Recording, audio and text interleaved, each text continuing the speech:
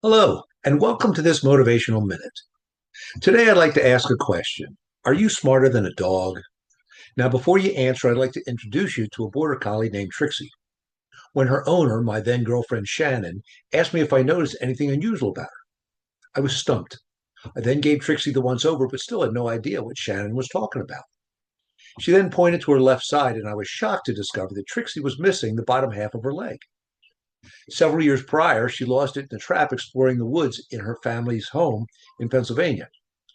Trixie got around so well that if it wasn't pointed out, I'm not sure I ever would have noticed. After Shannon and I were married, I was hired as a counselor at a treatment center for adolescents. As you might imagine, our clients had their share of serious life struggles.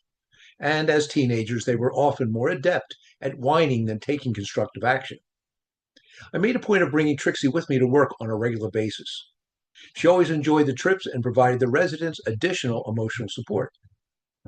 Once a week, a staff member drove the clients into town. Usually they didn't want to go and erupted into chorus of whines. Why do we have to go? Does everyone have to? Everyone in town stares at us. When it was my turn to drive, they echoed similar howls of discontent. I simply ignored them and whistled for Trixie. She immediately perked up and leaped into action. Despite her struggle to climb the steep van steps, she happily hopped into the vehicle, found an open seat, and wagged her tail in anticipation of her next great adventure. I then asked the most vocal whiner, "What's the difference between the way you and Trixie responded?" He shrugged and said, "I don't know." Well, I responded, "Well, you complain while Trixie gets excited by new possibilities. She gets to spend time with us and go for a ride.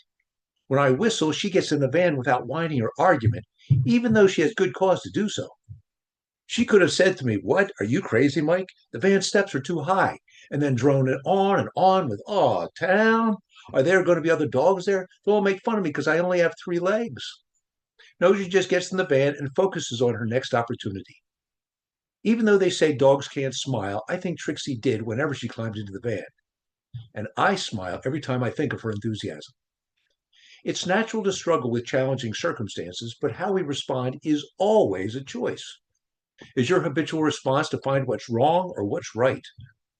That decision determines your emotion in that moment.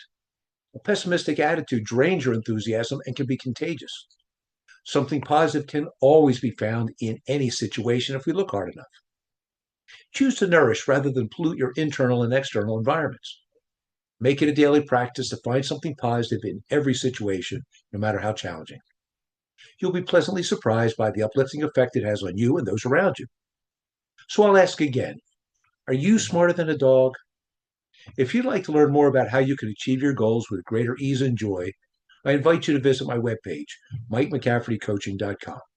Until next time, stay well and take care.